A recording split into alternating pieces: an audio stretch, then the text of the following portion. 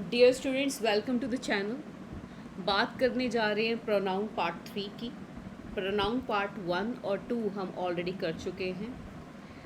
जब भी आप एक्सरसाइज करें तो इस ग्रामर बुक से इसकी एक्सरसाइजेज ज़रूर करें। मैं बार बार इस बुक को इसलिए बोलती हूँ कि ताकि एक्सरसाइज करें। आप एक्सरसाइज करना बेहद ज़रूरी है, वरना कंसेप्ट आप भूल जाते हैं।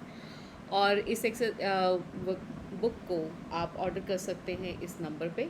आइए चलते हैं प्रोनाउन पार्ट 3 पे, जहाँ पे सबसे पहले आज हम सीखेंगे डेमोन्स्ट्रेटिव प्रोनाउन। डेमोन्स्ट्रेटिव प्रोनाउन में आपके पास आता है this, that, these, those. This that singularly लिया जाता है, जबकि दिस दोज जो है वो उसका यूसेज प्लूरल है। This is an important decision, these are precious stones, that was my suggestion, those were brilliant students. इसमें बहुत ही इम्पॉर्टेंट यहाँ से एरर पूछा जाता है। दिस और दैट के साथ आप लगाते हैं type of, sort of, kind of. This type of, this sort of, this kind of, या that type of, that sort of, that kind of. और इन्हीं की वजह से वर्ब डिसाइड होता है। अगर मैं कहूँ this type of questions, right, तो यहाँ पे क्वेश्चंस की वजह से नहीं आएगा, बल्कि टाइप की वजह से वॉज लिखा जाएगा, राइट। दीज और दोज के साथ हम लगाते हैं types of, sorts of, kinds of, और इन्हीं की वजह से आपकी वर्ब डिसाइड होगी। For example, these types of questions are easy, that type of shoes was sold. अगली बात चलती है डेमोन्स्ट्रेटिव में। हम यहाँ पे यूज़ करने वाले हैं दिस का यूसेज देखने वाले हैं, और इसका सीधा कंट्रास्ट करेंगे इट के साथ, क्योंकि दिस और इट को लेके काफ़ी कन्फ्यूजन रहती है कि कौन सा कहाँ पे लगाया जाए। अब यहाँ पे सबसे पहले डेमोन्स्ट्रेशन के लिए हम दिस का यूसेज करते हैं। For example, this pen is mine, very important. Formal writing के लिए दिस का यूसेज होता है, this is to bring in your kind notice. आपके सर्टिफिकेट की पहली लाइन होती है this is to certify, right. Next आता है फॉर्मल इंट्रोडक्शन के लिए, किसी को इंट्रोड्यूस करना हो, this is Rakesh the new computer operator, very important. Present perfect tense की एक कंडीशन है जहाँ पे स्टार्टिंग होती है दिस के साथ, आगे ऑर्डिनल्स या फिर सुपरलेटिव डिग्री का यूसेज होता है। ऑर्डिनल्स होते हैं first, second, third, fourth, fifth, 100th, कुछ ऐसे। एंड सुपरलेटिव डिग्री आपकी होती है positive degree, comparative degree and superlative degree. Positive degree is late, comparative is later, superlative is latest, old, older, oldest. तो या तो ऑर्डिनल रहता है या फिर रहती है सुपरलेटिव डिग्री, और इस सेंटेंस को कंबाइन करने के लिए दैट या फिर कॉमा का इस्तेमाल होता है। और अगला जो हम टेंस यूज़ करते हैं वो हमेशा प्रेजेंट परफेक्ट का रहता है। आइए ज़रा इसको एक बार देखते हैं। अब आपको गिवन है, कह रहे this is the first time that I have met you, पहली बार है कि मैं आपसे मिला हूँ। This is the latest mobile that Apple has launched, ये लेटेस्ट मोबाइल है जो एप्पल ने लॉन्च किया है। This is the oldest man that I have seen in my life, ये ओल्डेस्ट मैन है जो मैंने अपनी ज़िंदगी में देखा है। सो यहाँ पे दिस की बहुत रिक्वायरमेंट है।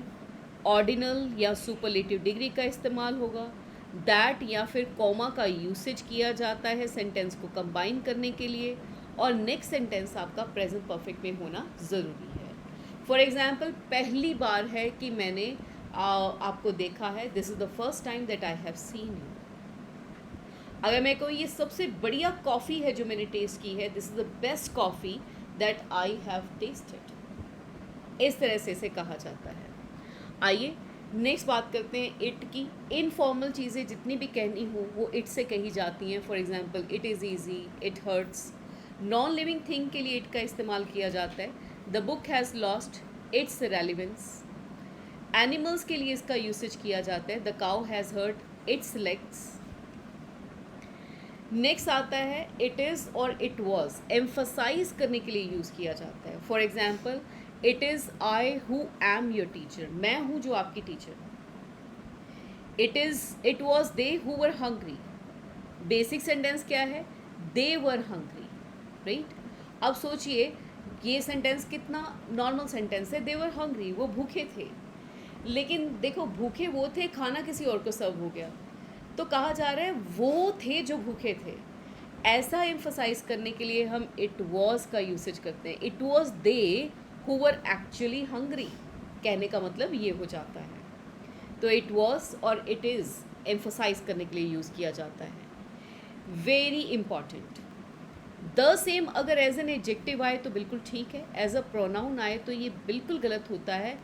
यहाँ पे इट को रिप्लेस करना चाहिए, नाउन को रिप्लेस करेगा प्रोनाउन इट। लेकिन अगर द सेम के बाद एक नाउन लिखा हुआ है तो इसे एडजेक्टिव माना जाएगा और ये बिल्कुल सही रहेगा। लेकिन द सेम नाउन की जगह पे लिखा गया है तो ये गलत माना जाएगा, बल्कि इसके लिए प्रोनाउन आना चाहिए it.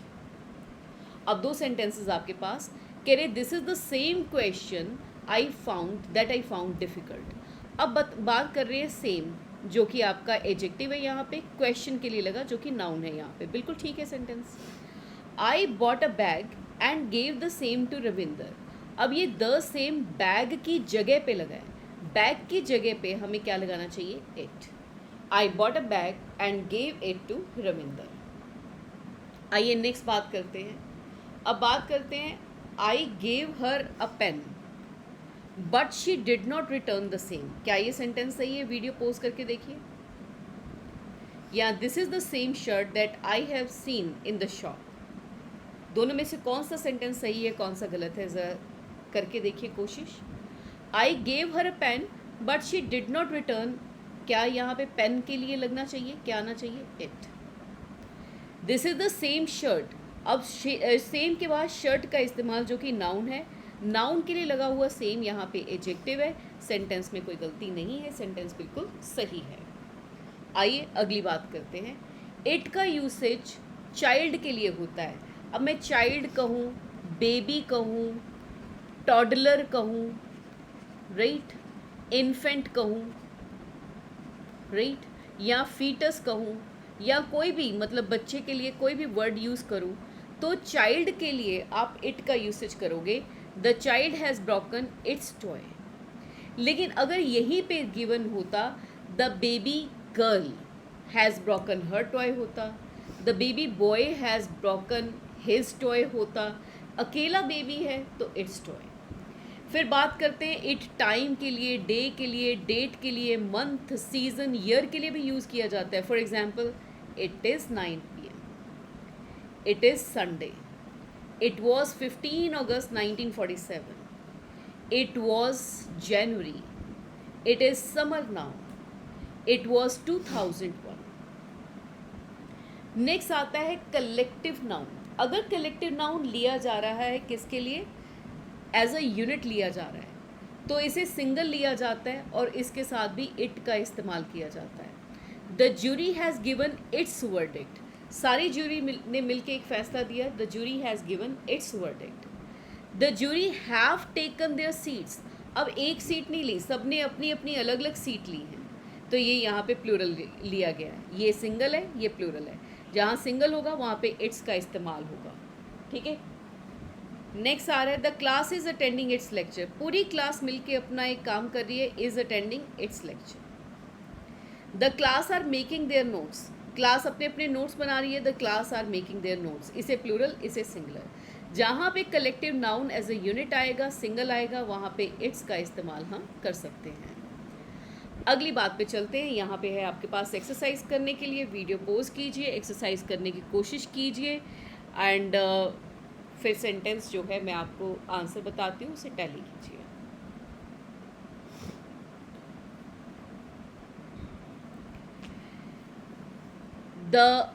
Please take the buffalo to its shed. पहली ऑप्शन ही राइट है, हर नहीं आएगा और इट्स तो बिल्कुल नहीं आएगा। ये जो इट्स हम इस तरह से इस्तेमाल करते हैं, इसका मतलब होता है इट इज़, इट हैज़ और इट वॉज। इसका मतलब ये होता है। जबकि अगर हम इट से इस्तेमाल करते हैं तो इसका मतलब होता है उसका, उसके या उसकी, राइट। और इसके बाद हमेशा एक नाउन आता है, जैसे शेड आया। The cow has hurt her leg नहीं होगा, क्या होना चाहिए, its leg. B option is the right answer. It is easy to get her agree या दिस इज़ ईजी कोई फॉर्मल बात तो है नहीं, इनफॉर्मल बात है, इट का यूसेज होगा। He asked me something and answered it, बिल्कुल ठीक है, समथिंग के लिए हमने इट का इस्तेमाल किया, द सेम नहीं आ सकता।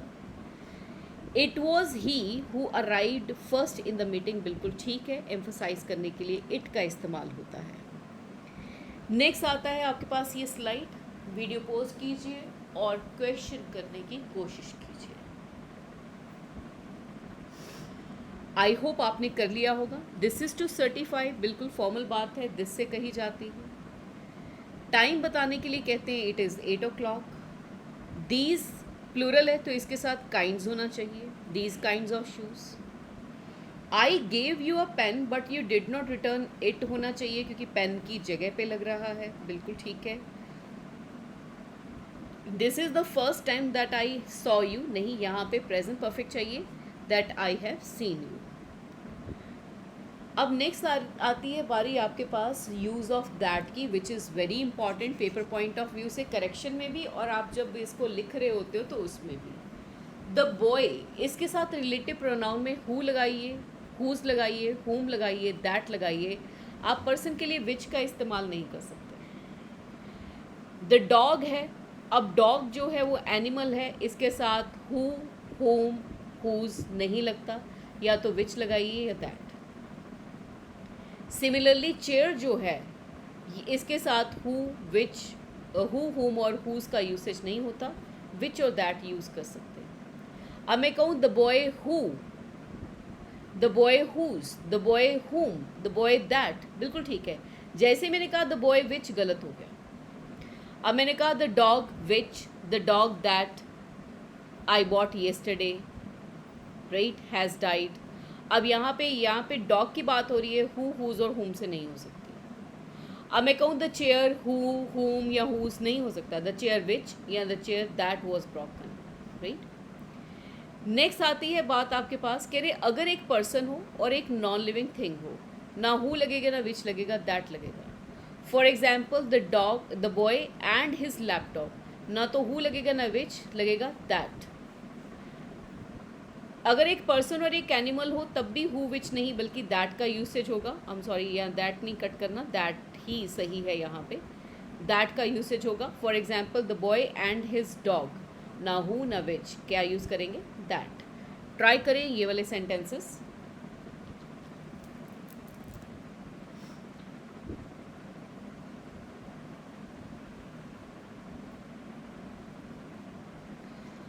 अब इसमें आपके पास बात आती है द बॉय के साथ हु का यूसेज हम कर सकते हैं, the boy who is standing in the first row wants to come in. This is the pen which he sold या दैट ही सोल्ड, दोनों ही हो सकते हैं, इसलिए D option is the answer.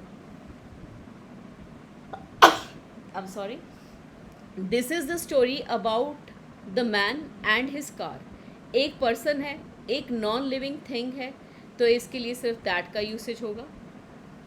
The elephant के साथ हु नहीं लगा सकते, दैट लगा सकते हैं, हुज और हुम नहीं लगेगा। I am looking for a women and her cat, एक पर्सन है और एक एनिमल है, ना हु लगेगा ना विच लगेगा ना हुम लगेगा, क्या लगेगा, दैट। नेक्स्ट चलते हैं, यहाँ पे बात आती है दैट का यूसेज कहाँ कहाँ पे किया जाता है, वेरी इंपॉर्टेंट।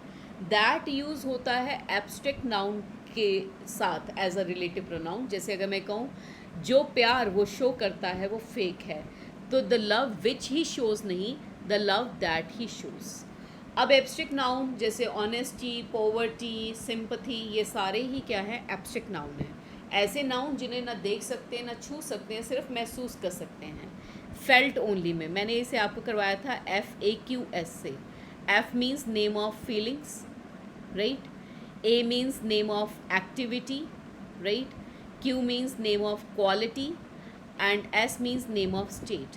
अब यहाँ पे मैं फीलिंग की बात करूँ जैसे लव, एक्टिविटी की बात करूँ रेवोल्यूशन, एंड क्वालिटी की बात करूँ ब्रेवरी, स्टेट की बात करूँ childhood.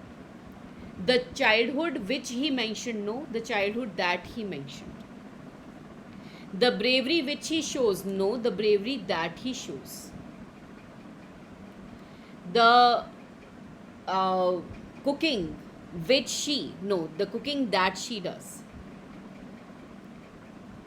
This is not the sense which concerns us, no, this is not the sense that concerns us here. तो हमेशा याद रखिए एब्स्ट्रैक्ट नाउन के साथ कभी भी आपने हु या विच का इस्तेमाल नहीं करना, दैट वर्ड का यूसेज होगा।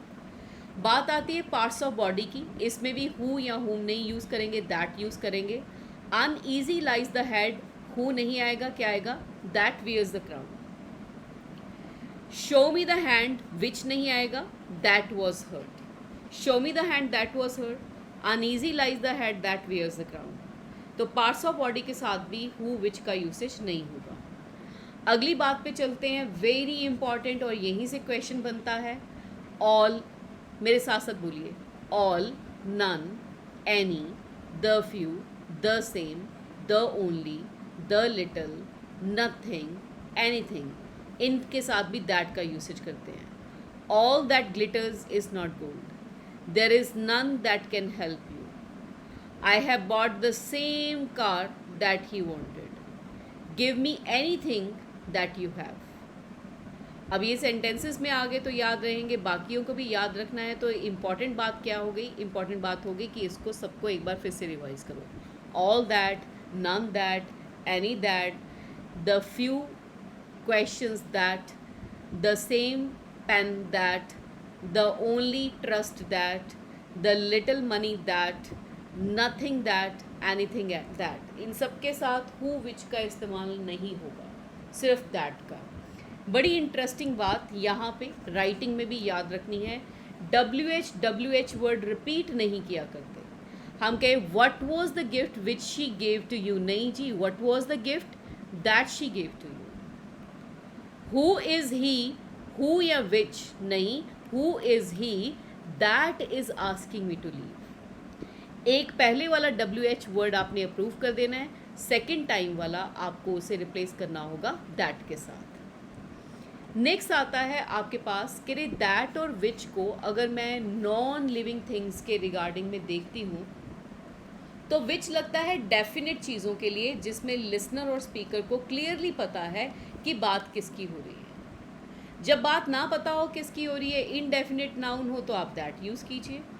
अब ये पहला सेंटेंस देखिए कि pen which you want is unavailable. अब पहले समझिए ये बात कौन कर रहा है। ये बात एक शॉपकीपर कर रहा है, किससे कर रहा है, एक कस्टमर से कर रहा है। अब कस्टमर पेन खरीदने गया, उसने अपना पर्टिकुलर्स बताए इसको शॉपकीपर को कि मुझे ये वाला पेन चाहिए। शॉपकीपर ने अपनी दुकान में देखा तो उसने कहा कि जो पेन आपको चाहिए वो अनअवेलेबल है। यानी लिसनर और स्पीकर दोनों को पता है किस पेन की बात हो रही है। हमने क्या यूज़ किया, विच। अब अगली बात देखिए कि one of the pens that she saw in the market is worth ₹1600। पहले तो ये डिटर्मिन कीजिए कि ये दैट लगा किसके लिए, ये लगा पेन्स के लिए। अब कह रहे उसने जितने भी पेन्स मार्केट में देखे, जितने भी पेन्स उसने मार्केट में देखे, लिसनर और स्पीकर में से किसको पता है कि उसने कितने पेन्स देखे। इट मीन्स यहाँ पे हमें आइडिया नहीं पता चल रहा है एग्जैक्टली किस पेन की बात हो रही है। यहाँ पे तो बहुत सारे पेन्स हैं जिसकी बात हो रही है, उनमें से एक पेन जो है वो 1600 का था, राइट, पेन्स में से। लेकिन पेन्स कितने थे ये हमें नहीं पता, राइट, दैट इज़ वाई यहाँ पे हमने दैट का यूसेज किया। अब it is again a very important point writing के लिए भी और करेक्शन के लिए भी। बहुत बार क्वेश्चन यहाँ से पूछा गया है। अब सेंटेंस है कह रहे the climate of Ranchi is better than गया। रांची का क्लाइमेट गया से बेटर है? नहीं भाई, गया के क्लाइमेट से बेटर है। जब हम इंग्लिश में कंपैरिजन करते हैं तो कंपैरिजन दो बराबर की चीज़ों का होना चाहिए। द क्लाइमेट ऑफ रांची का कंपैरिजन द क्लाइमेट ऑफ गया के साथ होना चाहिए। लेकिन क्लाइमेट वर्ड हम रिपीट नहीं कर सकते, नाउन कभी रिपीट नहीं होते। तो देन गया लिखना तो वैसे ही ग्रामेटिकली गलत हुआ। हमने क्लाइमेट की जगह पे क्या लिखा, दैट। अब हम कंपैरिजन कर रहे हैं, the climate of Ranchi is better than the climate of गया, लेकिन क्लाइमेट की जगह पे हमने क्या लिखा, दैट, देन दैट ऑफ गया। ये दैट इसीलिए आया क्योंकि यहाँ पे क्लाइमेट सिंगुलर था। अब अगला सेंटेंस पढ़िए, पहले आप पढ़ लीजिए अपने लिए और ऑप्शन देखिए दोनों में से कौन सी होनी चाहिए। बात कर रहे हैं the rivers in India are deeper than sorry the rivers in England are deeper than India. India से नहीं डीपर होंगी रिवर, इंडिया की रिवर्स से डीपर होंगी। अब यहाँ पे रिवर्स है तो मैंने रिवर्स के लिए क्या लगाया, those. The rivers in England are deeper than those in India. अब अगली बात करते हैं, the building of library is farther than canteen, नहीं, is farther than that of canteen होना चाहिए।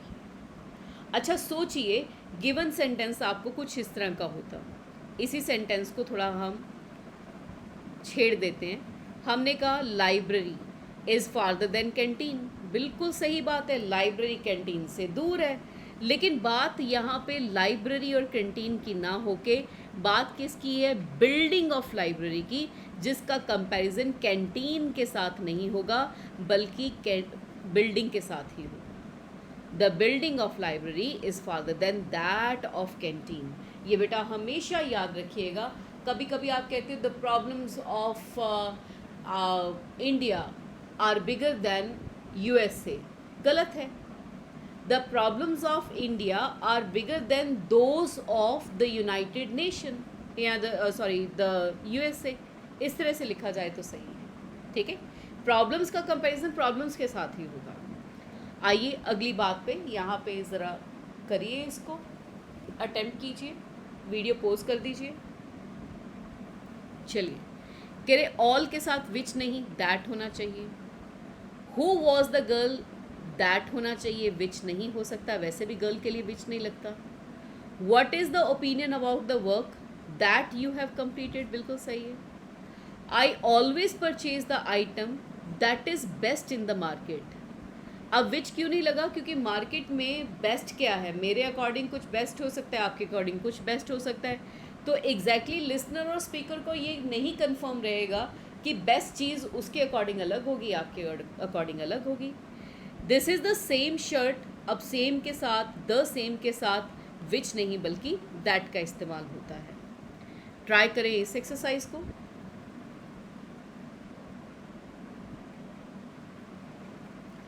अब बात करते हैं, who is she that can abuse me like this.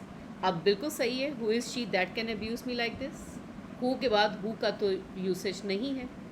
Only those employees should be promoted who are sincere. The leaders, who होना चाहिए, which leaders के साथ नहीं आएगा। The building of the hospital is taller than that of this school होना चाहिए, बिल्कुल सही है। What was the reply that she submitted, what के बाद विच तो आने से रहा। ट्राई करें इसको भी।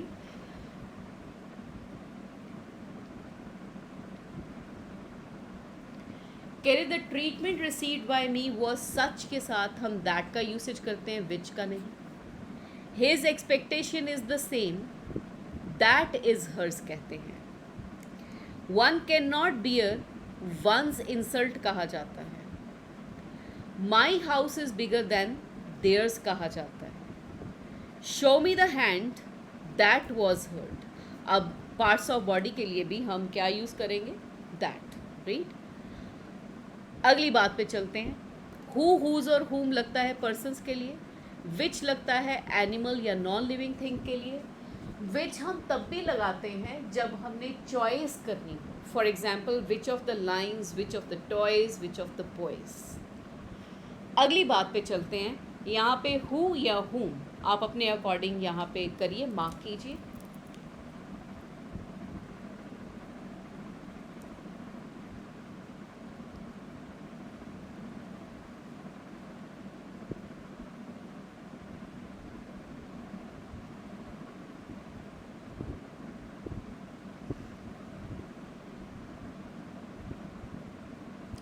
चलिए, अब ये हु या हुम आपने जिस तरह से भी लगाया है, ये हु या हुम जो है वो लगता है आपका ऑन द बेसिस, आपने सेंटेंस के लास्ट में जाना है एंड लास्ट में जाके आपने ये डिसाइड करना है। सेंटेंस आता है, the man blank you saw. Most of the candidates यहाँ पे हुम लगा देते हैं, हुम यू सॉ नहीं, एंड में जाइए। In the park is a hawker. अब यहाँ पे आएगा हु इज़ द हॉकर, तो यहाँ पे भी हु लगेगा। अगला सेंटेंस ज़रा देखिए वीडियो पोज करके। एंड में जाइए क्या मिलता है। She is the girl blank you think will win. अब यहाँ पे देखिए आपको क्या मिलता है, हु विल विन। फिर से पोज कीजिए और देखिए क्या होना चाहिए एंड में। The women blank sold me this pen is an artist, तो आप कहोगे हु इज़ एन आर्टिस्ट, तो यहाँ पे हु आएगा। अगला सेंटेंस देखिए, अब कह रहे she is the girl I admire the most, I admire हुम, तो यहाँ पे हुम का यूसेज होना चाहिए। अगला सेंटेंस देखिए,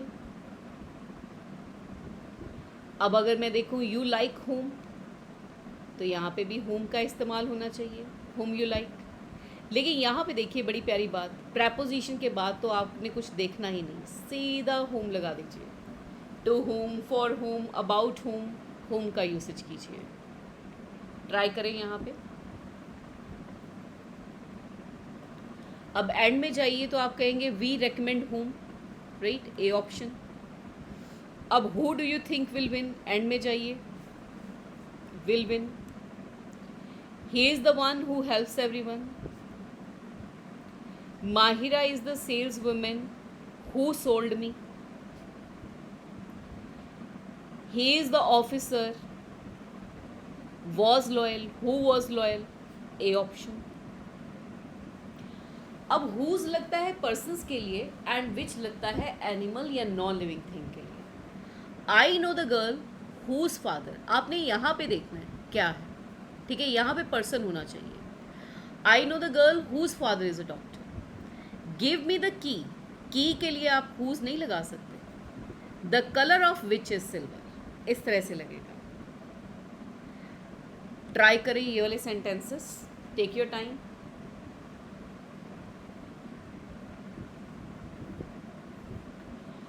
अब आता है give me the pen, pen के लिए हुज नहीं लगेगा। The colour of which. The girl whose father, बिल्कुल ठीक है।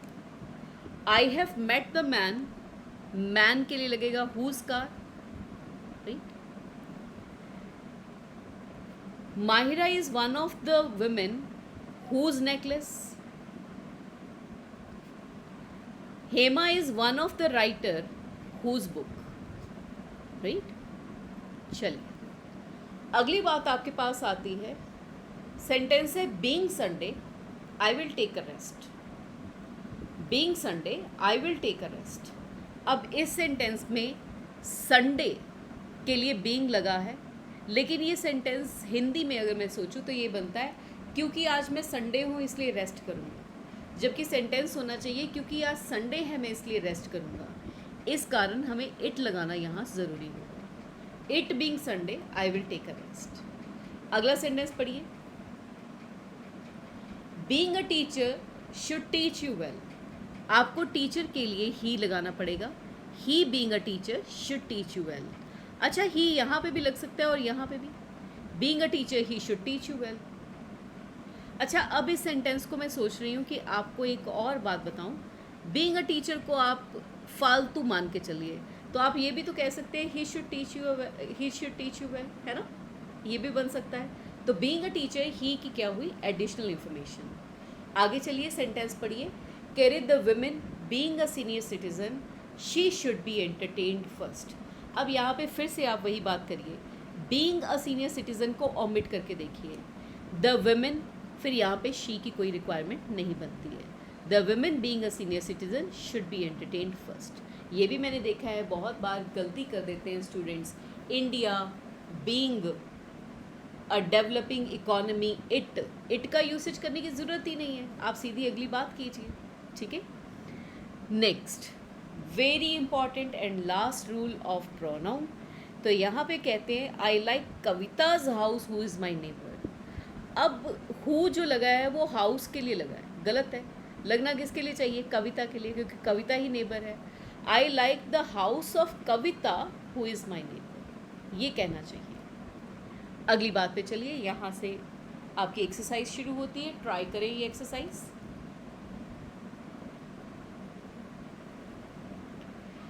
द बॉय के साथ विच नहीं बल्कि हु आना चाहिए।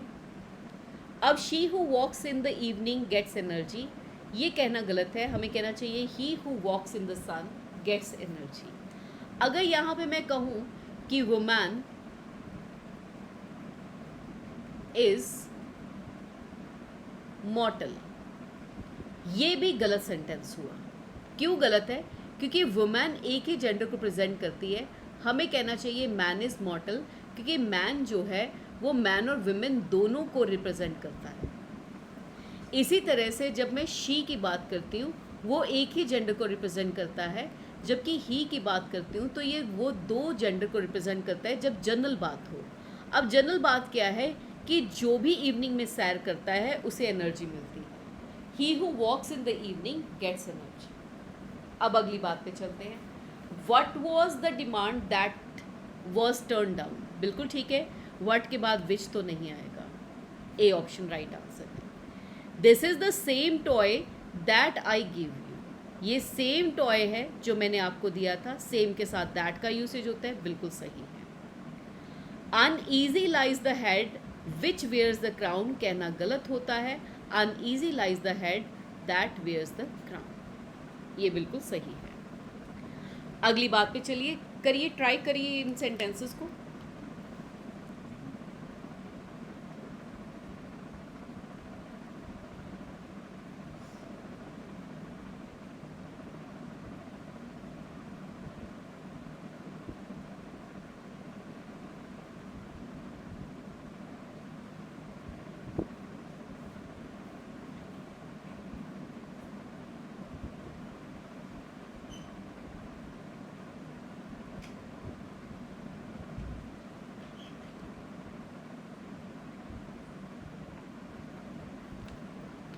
अब बात करते हैं all that glitters is not silver, man is the only animal that can, the only की वजह से दैट आना चाहिए। I have red Milton's poem who, poems के साथ हु नहीं बल्कि मिल्टन के साथ हु लगना चाहिए। I have read poems of Milton who was a romantic poet. I like Raman's house who is my neighbour, no, I like house of Raman who is my neighbour. He is the journal whom the reporter agree was most popular, तो end में जाइए तो who was most popular, तो whom नहीं बल्कि who होना चाहिए। Try करें इसको भी।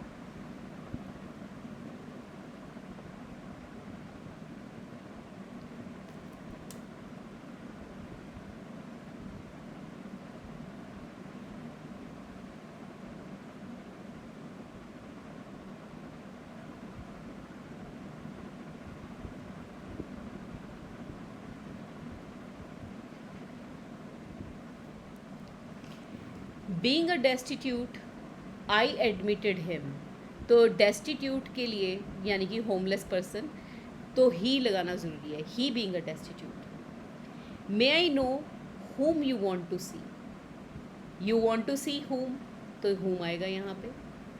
Hours is the only country, ours कहना ज़रूरी होगा, ठीक है। He could not plan his strategy until he knew who his opponent could be, या who could be his opponent, A option रहेगा। being a hot day नहीं, it being a hot day। सो यहाँ तक आपका ये प्रोनाउन कंप्लीट हो जाता है। प्रोनाउन के कंप्लीट होने के साथ साथ आप देखिए कि आप जब ग्रामर पढ़ रहे हैं तो ग्रामर का एक सीक्वेंस है, राइट। अब ग्रामर का सीक्वेंस जो है वो आपको इस बुक में, जो आपको मैंने बुक पहले भी डिस्प्ले करी थी, इस बुक में आपको मिल जाता है। आप इस बुक को खोलेंगे तो आपको सबसे पहले इंडेक्स में ये आपको दिख जाएगा कि क्या पहले होना चाहिए और क्या बाद में। जैसे नाउन प्रोनाउन करने के बाद क्वेश्चन टैग जो है वो उस चैप्टर को करना चाहिए। अब क्वेश्चन टैग आपको गिवन है, ये भी आपकी बनी हुई है वीडियो, आप उसको इसके बाद कीजिएगा। और जैसे जैसे सीक्वेंस दे रखा है वैसे वैसे आप इस बुक को साथ साथ में कीजिए। Wish you all the best. And कभी भी आपको लगे कि इस वीडियो से आपको फ़ायदा हुआ है तो आप कमेंट कर सकते हैं, लाइक कर सकते हैं, शेयर कर सकते हैं। फ्री का कंटेंट है, सबको बताइए और हो सके तो मैक्सिमम लोगों तक ये वीडियोस पहुंचाइए ताकि उन्हें बेनिफिट मिल सके। So this is all for the day and stay tuned. Bye bye. जय हिंद।